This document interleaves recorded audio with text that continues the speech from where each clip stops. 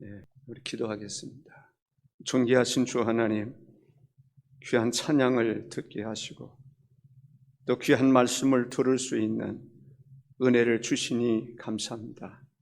바람난 것은 우리 사랑하는 성도들에게 은혜롭게 귀한 말씀이 잘 들려질 수 있도록, 그래서 은혜 받고 능력 받고 힘을 얻고 세상으로 나가 승리할 수 있는 은혜를 허락해 주옵소서. 예수님의 이름으로 기도하옵나이다. 아멘. 어떻게 하면 온전한 사람이 될 수 있을까?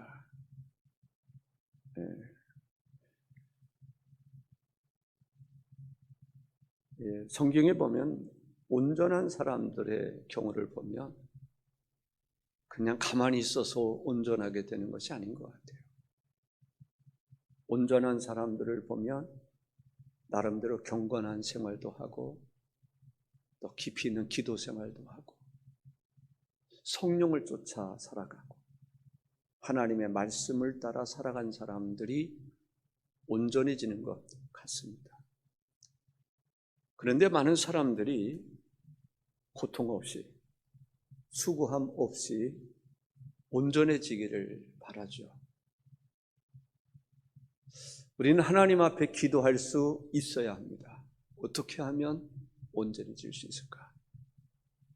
온전해질 수 있는 비결도 깨닫고 온전해질 수 있는 능력도 힘입을 수 있어야 하리라, 그렇게 생각을 합니다.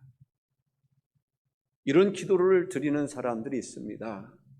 희생이 따르더라도 고통이 따르더라도 온전한 사람 되기를 원합니다. 결단을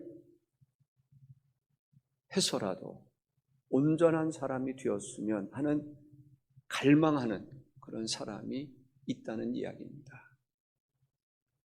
여러분들도 주께서 온전하심처럼 온전해지기를 바라지 않습니까? 어떻게 하면 온전해질 수 있을까? 하나님 앞에 기도하고 말씀으로 깨닫고 성령의 인도하심을 따라서 온전케 하시는 예수 그리스도를 바라보고 온전을 향해서 나아가는 성도가 될 수 있기를 바랍니다. 욥이라고 하는 사람을 이렇게 소개하고 있습니다. 욥기서 1장 1절에 보면, 다 같이 한번 읽어볼까요? 우스 땅에 욥이라 불리는 사람이 있었는데 그 사람은 온전하고 정직하여 하나님을 경외하며 악에서 떠난 자더라, 이렇게 말씀하고 있습니다. 온전한 사람이다, 정직한 사람이다, 하나님을 경외하는 사람이다, 악에서 떠난 사람이다, 이렇게 말씀하고 있습니다. 욥은 자녀들의 생일이 되면 자기 집에 초대를 합니다. 그 얘기는 무슨 얘기입니까? 자녀들이 좀 장성했다, 좀 컸다라고 하는 이야기입니다. 자기 집에 초대하여 잔치를 베풀고 그들을 위해서 성결하게 하고 아침에 일어나 그들의 명수대로 번제를 드렸다고 말하고 있습니다.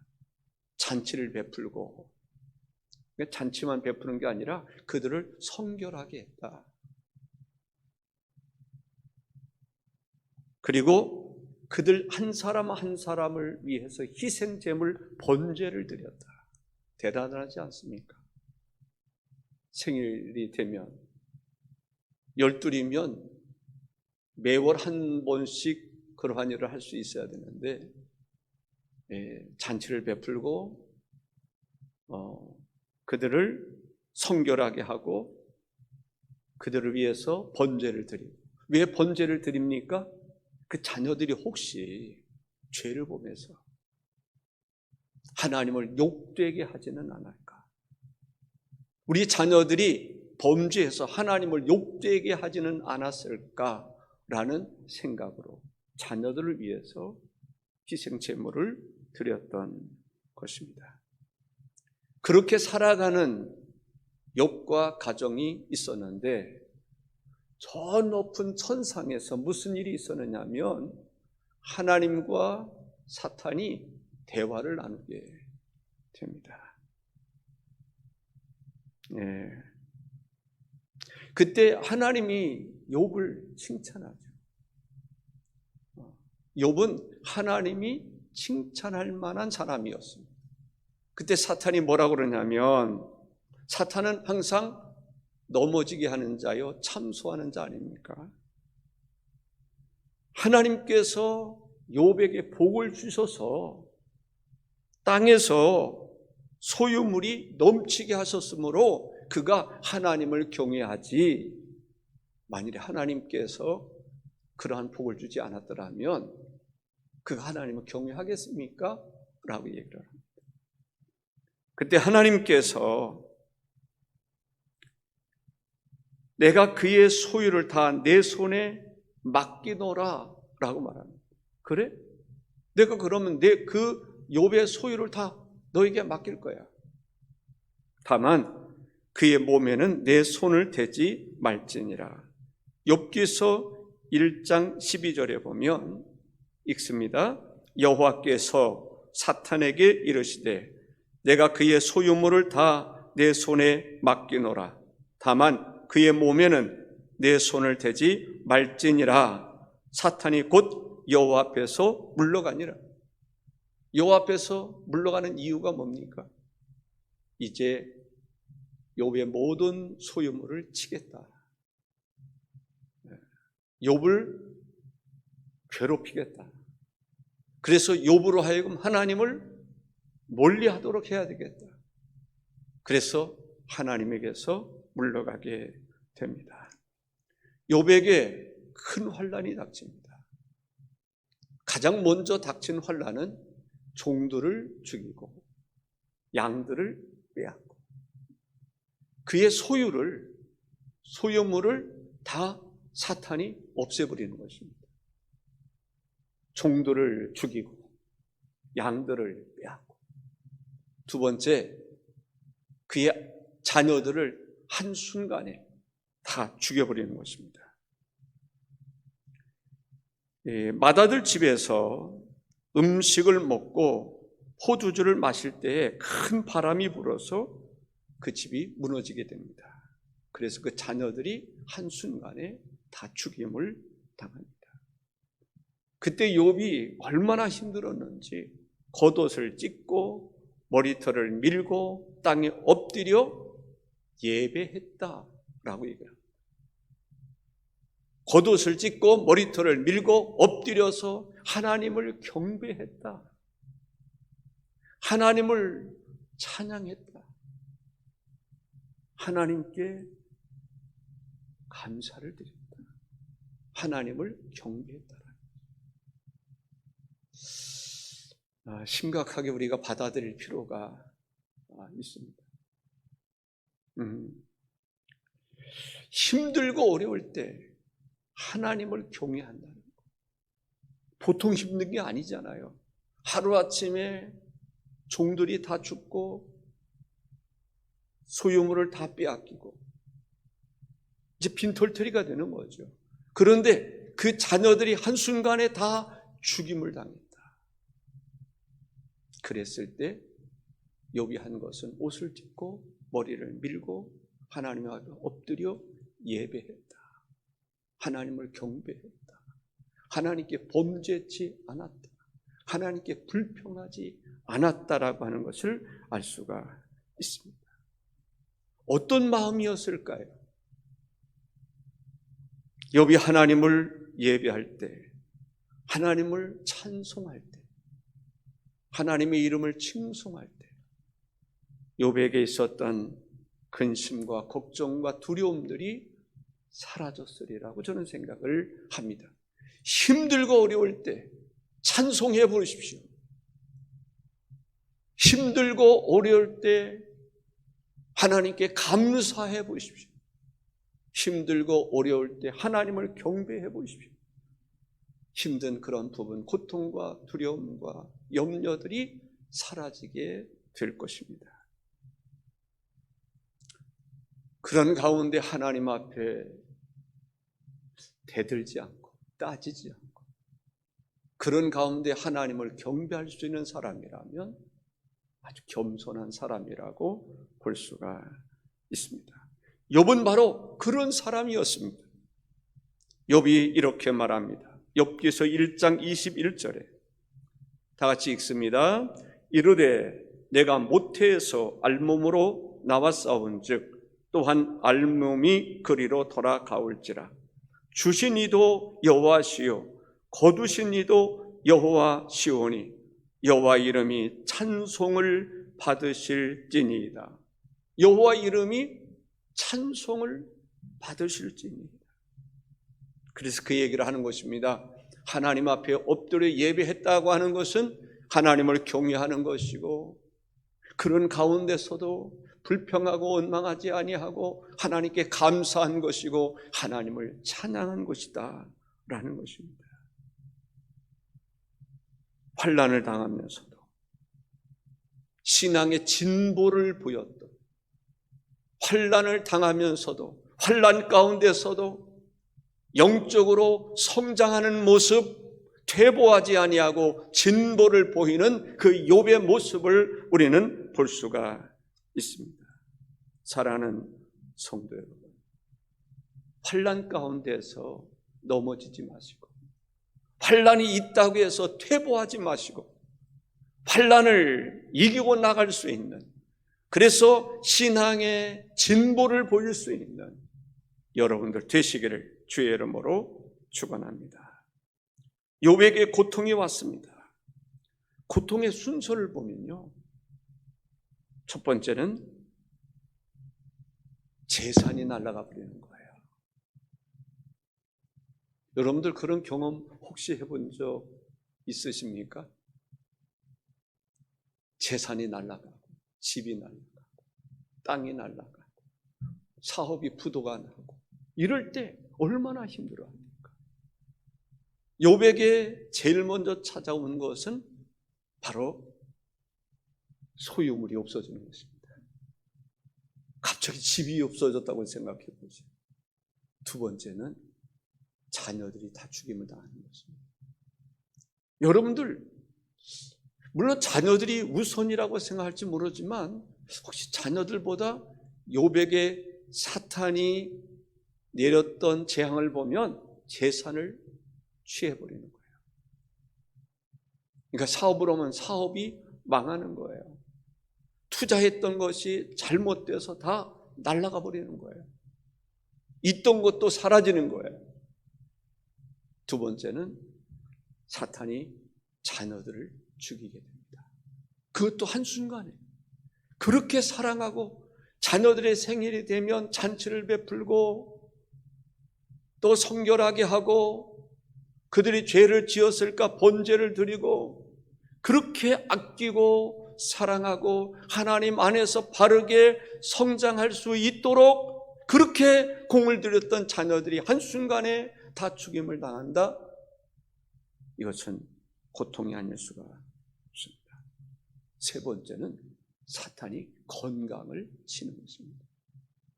욥에게 재앙이 내려졌습니다. 온 몸이, 이것은 이루 말할 수 없는 고통을 겪게 됐습니다. 누가 보더라도 저 사람 벌 받은 거야, 저 사람 하나님의 징계를 받은 거야 할 정도로 엄청난 재앙이 재산에게 왔고 자녀들에게 왔고 그 다음엔 자기 몸에 왔습니다.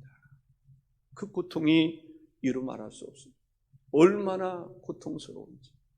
기와장을 깨서 그것으로 몸을 긁었다고 그랬을 때 몸에 어떤 현상이 일어날 수 있었겠습니까? 그 다음에 가정을 치는 것입니다. 가정, 부부, 아내가 이러한 모든 것을 보면서 전혀 믿음 없는 사람처럼 행동을 합니다. 하나님을 저주해라. 무슨 얘기입니까? 하나님을 저주하고 죽으라는 거예요. 끔찍한. 그런데 그 뒤에 친구들이 찾아옵니다. 친구들이 그 모습을 보면서 처음에는 입이 벌어지지 않습니다. 그리고 나서 욥을 질책합니다. 율법이라고 하는 기준으로 그를 질책합니다. 이러한 현상, 이것은 분명히 하나님이 진노하셔서 그렇다. 욥, 솔직히 고백해.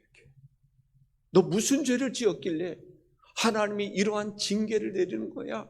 이러한 벌을 내리는 거야? 욥이 생각할 때 기가 막힙니다. 친구들도 자기를 등졌습니다. 명예도 실추됐습니다. 사람들이 욥을 보면서 뭐라고 그러겠어요? 우리는 이러한 여러 가지 재앙 가운데 몇 가지를 겪고 있습니까? 이러한 어려움 가운데서도 욥은 하나님께 범죄치 아니하려 하나님을 불평하지 아니하고 하나님을 경배했던 것을 볼 수가 있습니다. 욥기서를 보면 왜 인간이 고난을 받아야 하는가? 어디서부터 이 고난이 오는가? 고난이 주는 의미가 무엇인가? 또 한 가지 생각할 것은 고난이라고 하는 것은 죄의 형벌로만이 오는 것이 아니라 그럴 수도 있습니다. 그러나 고난은 의인도 고난을 당한다고 하는 것이 욥기서를 통해서 말씀하고 있는 것입니다. 고난이 죄 때문이냐? 그럴 수도 있습니다. 그러나 의인도 고난을 받게 된다고 하는 사실입니다. 요한복음 9장 1절에서 3절을 한번 읽습니다. 예수께서 길을 가실 때에 날 때부터 맹인된 사람을 보신지라. 제자들이 물어 이르되 라삐여, 이 사람이 맹인으로 난 것이 누구의 죄로 인함이니이까? 자기니이까? 그의 부모니이까? 예수께서 대답하시되 이 사람이나 그 부모의 죄로 인한 것이 아니라 그에게서 하나님이 하시는 일을 나타내고자 하심이라 했습니다. 병이 들거나 고난을 당하면 사람들이 어떻게 생각했습니까? 제자들의 머릿속에도 누구 죄 때문이냐? 그런 생각을 하게 됐습니다.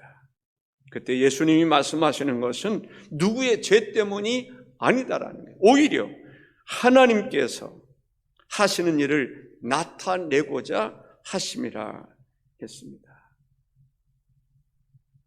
욥의 경우는 죄와 저주로 인한 고난이 아니었습니다.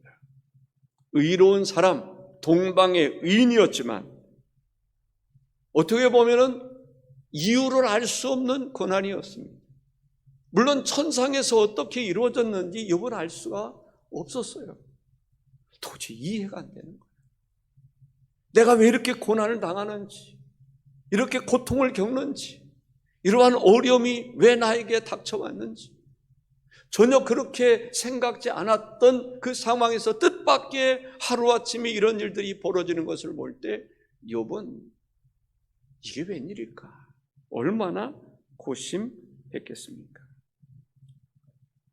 주변 사람들이 예전에는 그렇게 자기를 해하지 않았는데 갑자기 도적대처럼 몰려와가지고 종들을 죽이고 양들을 빼앗아 가지 않습니까? 하루아침에 자녀들이 죽임을 당하지 않습니까?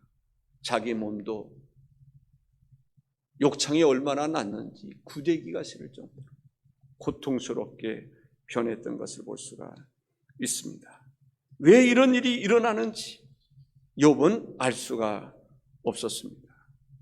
친구조차도 그들에게 욥에게 힘이 되지 못했습니다. 그런데 그러한 고난을 겪고 난 다음에 하나님을 만나게 됩니다. 하나님을 만나게 되는 거예요. 하나님의 음성을 듣게 되는 거예요. 하나님을 만나면서 이 고난이 어디로부터 왔는지, 이 고난이 주는 의미가 무엇인지 조금씩 깨닫게 되는 것입니다. 그가 하나님의 임재를 경험하고 회개하게 되는 것을 보게 됩니다. 하나님의 임재를 경험하고 자기의 죄를 뉘우치는 거예요. 예전에는 내가 의인이야, 나는 죄로 말미암아 이런 것이 아니야, 그렇게 했던 욥인데 하나님의 임재를 경험하니까 내가 죄인인 것을 깨닫게 되는 것을 볼 수 있습니다. 그렇습니다. 여러분들이 사람들 볼 때에는 의인처럼 여겨질 수 있습니다. 나도 정직하고 나도 깨끗하고 나도 선하게 살았고 이런 일도 했고 저런 일도 했고, 그러나 하나님의 임재 앞에 서는 순간에 저나 여러분이나 내가 죄인이라고 하는 것을 발견하게 될 것입니다. 오늘 본문 10절에 이렇게 말씀합니다. 다 같이 한번 읽습니다. 그러나 내가 가는 길을 그가 아시나니 그가 나를 단련하신 후에는 내가 순금같이 되어 나오리라 했습니다. 내가 가는 길을 내가 몰라. 내가 가는 길을 나는 모르지만 하나님은 내가 가는 길을 아신단 말입니다. 하나님은 나에 대해서 잘 알고 계시지만 나는 나에 대해서 잘 알지 못합니다. 그럼에도 불구하고 욥은 하나님을 믿었다는 것입니다. 그게 중요한 것입니다. 나는 내가 어떤 길을 걸어가고 있는지조차도 모릅니다. 그러나 나의 길을 아시는 분이 계신데 그분은 하나님이십니다. 나는 모르지만 하나님을 믿는 믿음으로 욥이 살아갔던 것을 볼 수가 있습니다. 어린아이를 손에 잡고 가면, 저도 우리 자녀들 어렸을 때가 있지 않습니까? 손을 잡고 가면 아빠가 어디로 가는지도 모르고 졸졸 따라옵니다. 따라오면서 기뻐합니다. 즐거워합니다. 어느 때는 뛰기도 하고 그렇습니다. 왜 그 어린아이가 자기가 어디로 가는지도 모르면서 기뻐할까요? 우리 아버지가 나를 좋은 데로 데려가리라고 하는 믿음이 있기 때문에 즐거워하는 것입니다. 노래하는 것입니다. 깡충깡충 뛰는 것입니다. 우리가 고난을 당할 때 이 고난이 어디서부터 왔는지 발견할 수가 없습니다. 깨달을 수 없습니다.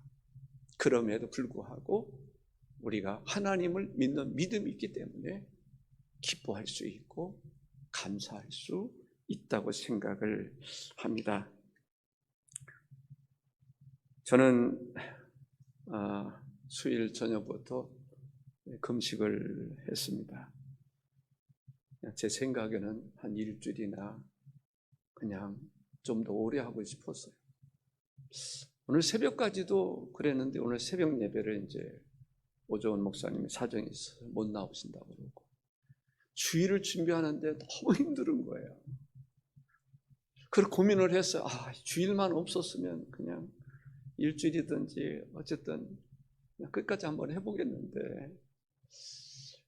많이 고심을 하다가 그래도 주일날 좀 예배 준비도 잘하고 그래야 되지 않겠습니까? 고심을 하다가 오늘 새벽에 아무래도 안 되겠다. 교인들을 위해서, 그렇지 않으면 이게 준비가 제대로 안 될 것 같아서 금식을 마쳤습니다. 저는 국제학교 문제를 가지고 이번에 금식을 했습니다. 어떻게 해야 될지. 아이들은 떨어져 나가고 하나님이 나에게 주신 비전은 있고, 그래서 그 문제를 놓고 어느 때는 절망적이라 이제는 모든 것 다 내려놔야 되겠다, 그런 생각을 갖다가 또 기도하다 보면 아니지, 또 이런 생각을 해봐요. 국제학교 가지고는 안 돼. 그러면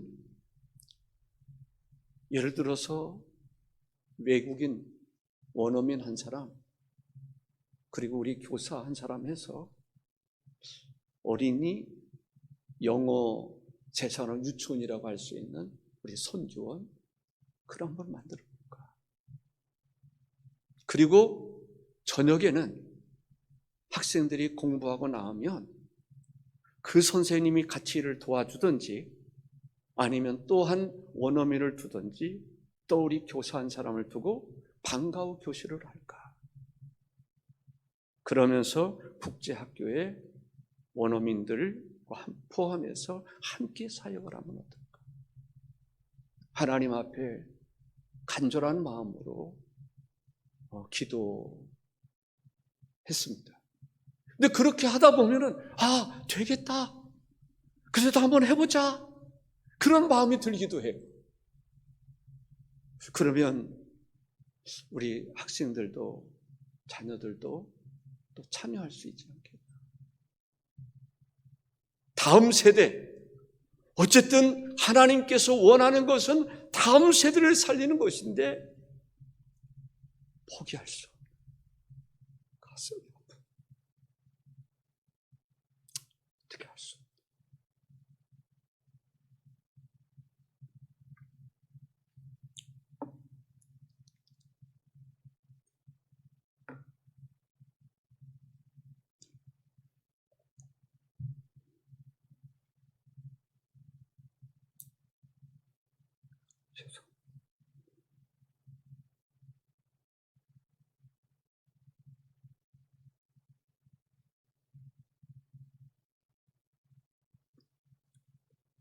다 내려놓으면 참 편하죠.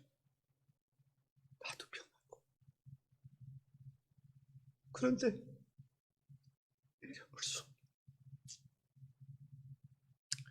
그러한 안타까움을 가지면서 기도했습니다. 성공이라는 게 뭘까? 부자와 나사로의 비유에서 볼 수 있는 것처럼 세상에서는 부자가 성공한 사람이죠. 부자가 성공한 사람. 다른 사람에게 존경받았고 출세도 했고 부귀와 영화도 누리고 호의호식하며 지낼 수 있었습니다. 그런데 나사로라고 하는 사람은 어떤 사람입니까? 마치 저주받은 사람처럼 여겨지는 거 아닙니까? 실패한 사람, 인생의 실패자라고 말할 수 있을 것입니다. 그런데 반전이 일어나죠. 언제 일어납니까? 사후의 세계에서 부자는 지옥에 가고 나사로는 천국에 가고, 부자는 음부에 가고 나사로는 낙원에 가는 것입니다. 그때 누가 성공자입니까? 누가 실패자입니까? 지상에서는 분명히 거지는 실패자고 부자는 성공한 사람인데 사후의 세계, 영원한 세계에 있어서는 부자는 실패자요, 나사로는 거지, 나사로는 성공한 사람으로 비춰지는 것을 볼 수가 있습니다. 우리 인생에 성공이 어디 있으며 실패가 어디에 있습니까? 욥이 고난을 당했을 때에 욥은 실패자인가요? 때로는 저도 그런 생각이 들 때가 있습니다. 우리가 하나님의 일을 열심히 하다가 고난당하기도 하고 순교당하기도 하는 것입니다. 그들이 실패자인가? 아니면 성공자인가? 인생을 승리한 사람인가 실패한 사람인가를 생각해 볼 수가 있습니다. 욥이 이렇게 말합니다. 하나님께서 나를 단련하신 후에는 내가 순금처럼 나오리라. 욥은 고난을 당할 때 뭐라고 생각했습니까? 하나님이 나를 단련하신다고 생각을 했습니다. 나를 훈련시키신다고 생각을 했습니다. 그 고난이 왔을 때 그는 낙심하지 않고 단련받고 훈련받아서 하나님께서 정금같이 순금처럼 나오게 하시리라는 그 소망과 기대를 가지고 있었던 것을 볼 수가 있습니다. 고난은 유익이라고 하는 말씀이 있습니다. 고난의 과정을 통해서 정금같이 나올 수 있기 때문에 그렇습니다. 바울 사도는 빌립보서 1장 12절에서 형제들아 내가 당한 일이 도리어 복음 전파의 진전이 된 줄을 너희가 알기를 원하노라. 사람들이 고난을 받으면 실패자라고 생각할 수 있습니다. 그러나 바울 사도는 말하기를 내가 고난당하는 일이 도리어 복음의 진보가 된 줄을 너희가 알기를 원한다 라고 이야기하고 있습니다. 하나님은 우리와 함께 계십니다. 그럼에도 불구하고 우리에게 어려움이 있을 수 있습니다. 어려울 때 어떻게 하셔야 됩니까? 참고, 인내하고, 기다리고, 바라보고, 하나님께 소망을 두고 살아가면 하나님께서 선한 목자가 되신 하나님께서 우리와 함께 하시고 우리에게 은혜를 베풀어 주실 줄로 믿습니다. 욥은 분명히 복받은 사람입니다. 하나님으로부터 온전한 사람이라 의인이라 칭함을 받는 사람이었습니다. 그에게 고난이 왔지만은 고난에 굴복하지 아니하고 고난 가운데서 그는 이것이야말로 나를 훈련시키시고 연단시키셔서 정금처럼 나오게 하리라고 하는 기대를 가졌던 것을 볼 수가 있습니다. 고통당하시는 분이 있습니까? 고난을 겪는 분이 있습니까? 마음에 심각한 아픔을 겪는 사람이 있습니까? 주님이 여전히 우리와 함께 하신다는 그 믿음 가지고 승리할 수 있기를 주의 이름으로 축원합니다. 기도하겠습니다. 존귀하신 주 하나님 아버지, 욥이 겪었던 고난, 욥의 문제만이 아니라 오늘 우리들의 문제일 수 있습니다. 욥이 그런 고난 가운데서도 하나님을 경배했던 것처럼, 예배했던 것처럼, 하나님의 이름을稱颂했던 것처럼, 하나님께 오히려 감사하는 마음을 가졌던 것처럼 고난 가운데 아픔이 있지만 하나님을 믿는 믿음에서 절대로 후퇴하지 않게 하여 주옵소서. 물러서지 않게 도와 주시옵소서. 신앙의 진보를 보일 수 있게 하시고 주님의 임재를 경험하면서 나를 향한 하나님의 놀라운 은혜와 축복이 무엇인가를 발견하게 하옵소서. 예수님의 이름으로 기도하옵나이다. 아멘.